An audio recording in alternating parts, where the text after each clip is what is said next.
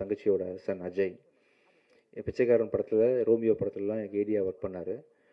Ajay launch பண்ணுற ஒரு படம், ஃபஸ்ட்டு படம் வந்து தப்பாக இருக்கக்கூடாதுன்னு கொஞ்சம் ஒரு கவலையிலே இருந்தேன். அது இல்லை அப்படின்னு சொல்லிட்டு நீங்கள்லாம் சப்போர்ட் பண்ணி இந்த படத்தை நல்ல ஒரு பேர் வாங்கி கொடுத்துருக்கீங்க. அப்போ அஜயை ஃபஸ்ட்டு படம் லான்ச் பண்ணுறதை தாண்டி இன்னொரு பெரிய சந்தோஷம் எனக்கு இருக்குது.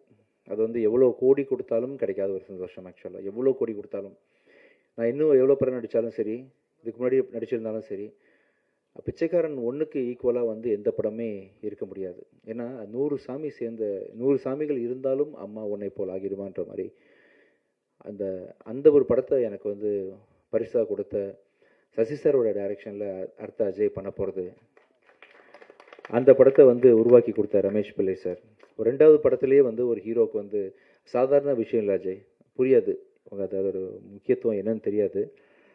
அதுவும் அந்த கதையை நான் கேட்டேன் ரமேஷ் சார். நான் வந்து பிச்சைக்காரன் 1க்கு கதை கேட்டு முடிச்சுட்டு சார்கிட்ட பர்மிஷன் கேட்டேன். சார் கொஞ்சம் வெயிட் பண்ணுங்கள் சார், கொஞ்சம் அழுதுட்டு வந்துடுறேன், ரொம்ப முடியல. அதாவது கதையை கேட்கும்போது டிஸ்டர்ப் ஆகிடக்கூடாதுன்றதுக்காக அப்படியே ஹோல்டு பண்ணி வச்சுருந்தேன். அதே மாதிரி பல நாள் கழித்து சசி சாரோட டைரெக்ஷனில் இந்த படத்தில் வந்து எப்படி ஒரு மனுஷனால் சொல்லாமலே டைம்லேருந்து ஆரம்பிச்சு தனஞ்சயன் சார், சரி சார் இந்த படத்தை நீங்கள் கண்டிப்பாக பார்க்கணும், இப்போ ஷூட்டிங் போக போகிறோம் நெக்ஸ்ட் மந்த்து, சொல்லாமலேருந்து ஒரு 20 வருஷமாக ஒரு மனுஷனால் எப்படி இவ்வளோ க்ரியேட்டிவாக இருக்க முடியும்னு சொல்லிட்டு அவ்வளோ, அதாவது இது வரைக்கும் யாருமே சொல்லாத ஒரு விஷயத்த வந்து யாருமே யோசிக்கலை. அந்த விஷயத்த நம்ம பல படங்கள் தமிழ் சினிமா பார்த்துருச்சு, யாருமே பார்க்காத ஒரு முக்கியமான ஒரு சொசைட்டிக்கு தேவையான ஒரு நல்ல கருத்தோட அந்த படத்தை வந்து சசி சார் இன்றைக்கும் ஷார்ப்பாக பண்ணியிருக்காரு. கேட்கும்போது அவ்வளோ காமெடி, அவ்வளோ emotional sequences plus with moral, அதாவது சொசைட்டிக்கு தேவையான விஷயங்கள்னு சொல்லிட்டு அப்படிப்பட்ட ஒரு படத்தில் வந்து அஜய் நெக்ஸ்ட்டு நான் நடிக்கிறதும், நான் சசி சார் கூட பணியாற்றுறதும், அதை ரமேஷ் பிள்ளை சார் இயக்குறதும்,